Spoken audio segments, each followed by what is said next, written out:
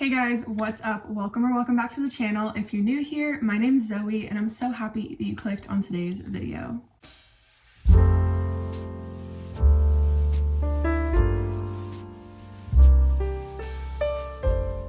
So my last video was my May TBR, so obviously that means that I have to follow it with my April wrap up because somehow we have already closed another month. We are already a quarter of the way through the year. No, we're a third of the way through the year. That's crazy. Oh my gosh. I feel like I had an okay reading month in April. I started the month off really strong, read a bunch of books really quickly, and then kind of really just tapered off. But I was pretty busy in the second half of April, so like it's okay. I did read 10 books in the month of April, which is still a really big number. Like that's nothing to be upset about in any way.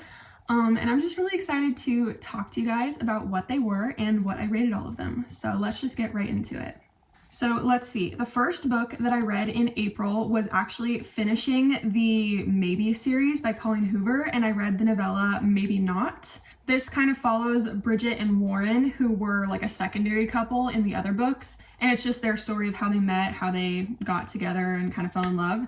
And I thought it was cute, but compared to the other two books in the series, I was not a huge fan. It kind of just disappointed me, which was sad because since it was the last book I was reading, I really wanted something like really happy that I really loved to end on a good note because I really enjoyed the other two books.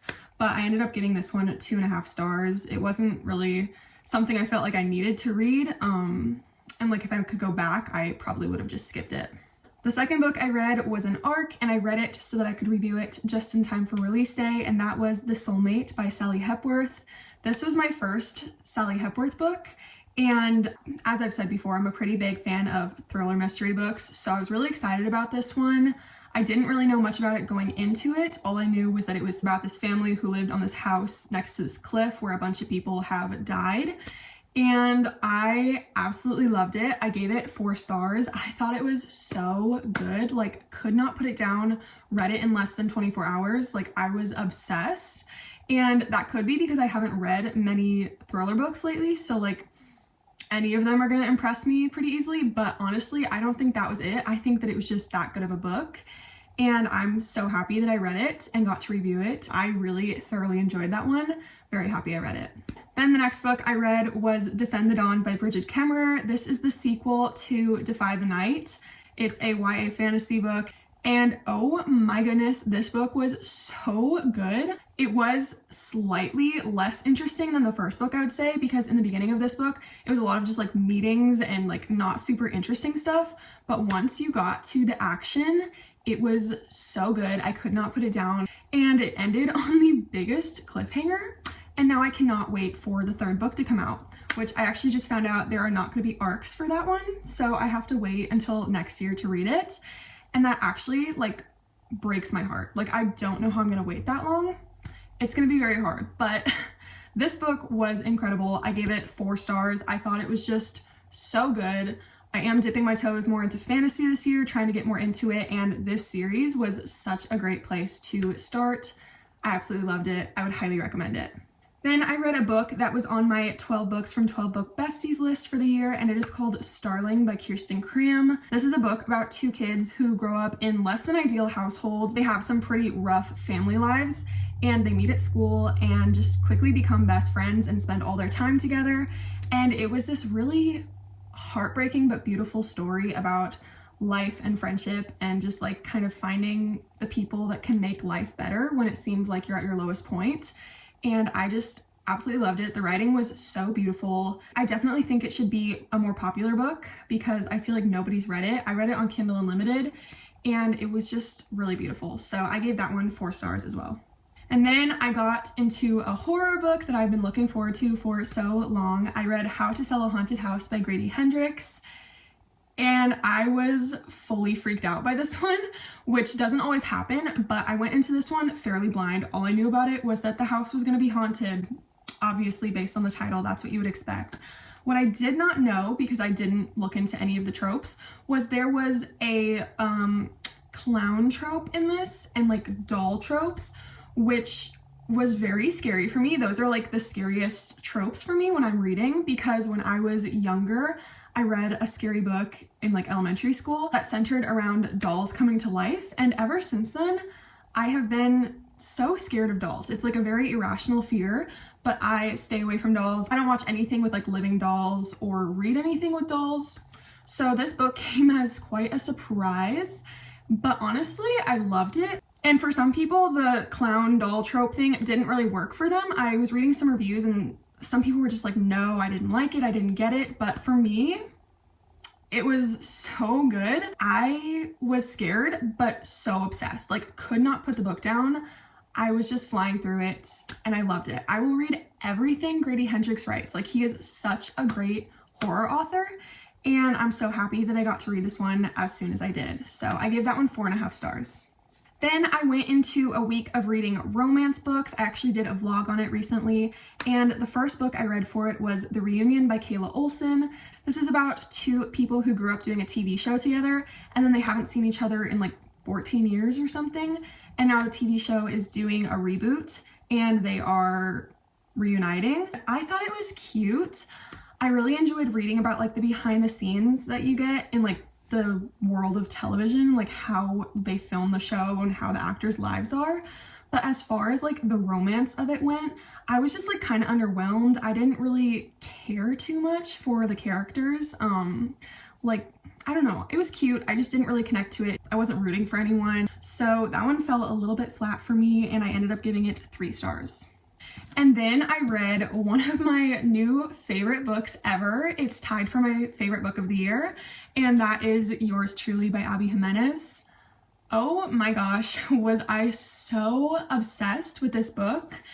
It was just incredible. I tabbed it like crazy. Like, I don't know that I've ever tabbed a book this much, and it was just so perfect. Like, everything about it, I connected so deeply.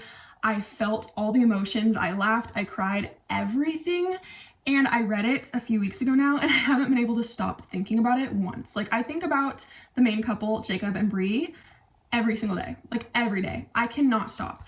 This is a really beautiful romance about two people who meet, they start fake dating and then fall in love. We have anxiety representation, we have chronic illness rep, we have just all sorts of different heavy things that happened, but they were handled in such a great way. And I feel like I came out of this book not only reading this really beautiful love story, but also just like with a brighter perspective on life, and I just loved it so much. I felt like the anxiety rep was done really well. I really connected to it and related to it a lot, which I think definitely made me enjoy the book more than I already did. I don't have a single bad thing to say about this book. Like, every single page was just incredible. I flew through it. I loved it so much, and it's going to be one of those books that I will always be sad that I can't read for the first time again. Like, that breaks my heart to think about, but it's how it is. It's one of my favorite books ever. Jacob is one of my favorite book boyfriends ever. If you haven't read this book, please go read it. Like, I highly recommend it. It's so good. I would give it 1,000,000 stars if I could, but for the sake of the rating scale, I gave it 5 stars. Can you tell I love it? I love it so much. Then, to continue the week of romance books, I read a YA romance called Call It What You Want by Bridget Kemmerer, and this was actually my 3rd Bridget Kemmerer book as of like the last month and a half, but this was my first romance by her, and I thought it was so cute. It follows Rob and Megan, and it starts off with this really heavy opening. Like, both characters have something really heavy, really dramatic going on in their life, and I was not expecting it to open that way. So right from the start, I was very drawn in, but like kind of sad. But then I continued, and I loved it so much. It's one of those books that you can just fly through because it's YA. The writing is really easy to understand, but it was also just so interesting. Like, it definitely captured my attention from the first page all the way through to the last.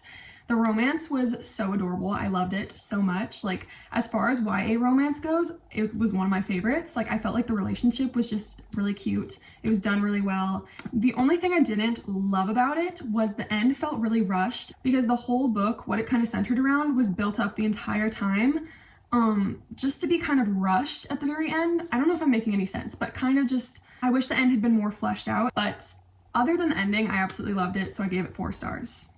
And then to close out the week of reading romances, I read another new favorite, Magnolia Parks by Jessa Hastings. I finally read it and I absolutely loved it. People were not kidding. It was so incredibly toxic, like so toxic, so much just the entire time. It was crazy, like it was a lot, but I loved it so much. I loved Magnolia, I loved BJ, I loved their entire group of friends, and just the entire book. I was just rooting for them, even though like it was a really bad relationship. I was just rooting for them the entire time. And when I ended it, I was not okay. Like not okay at all. I need the next books like now. Like I need Daisy Hates right now. And then I know I'm gonna need the other two right away. Like I just need to continue. I need more of Jessa Hastings' writing. Everything she wrote was just put in such a beautiful way, and I just absolutely loved all of her writing. Like there were so many different quotable lines. Like I was just obsessed. There's also a lot of text messages in this book, which I loved. I love when there's texts in books. So I don't know, the whole thing, I was obsessed. I'm still not okay, like trying to comprehend what happened in the end and be okay with it. Same with yours truly. I feel like I read a couple books in a row that just really hit me hard and left me very emotionally unstable, but it's okay. I loved it a lot. I'm really happy that I read it and I gave it 5 stars. And then to end the month, I read one more romance. I read Ghosts by Dolly Alderton.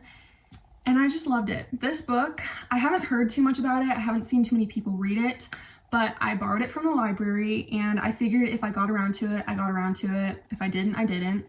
And either way, it would be fine. But I'm so happy that I ended up reading it. I read Dolly Alderton's memoir, Everything I Know About Love, last year and thought it was so good. It was one of my favorite books of the year.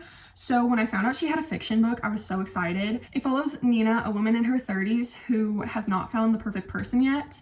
And she ends up trying online dating and finds this great guy, starts dating him for a while, and then out of nowhere gets ghosted. And so after she's ghosted, she kind of just has to learn to navigate life, not in a relationship, understanding that she might not find love when she wants to. And there's a lot of great stuff about just relying on her family and her friends to kind of help her through life and still make it really great.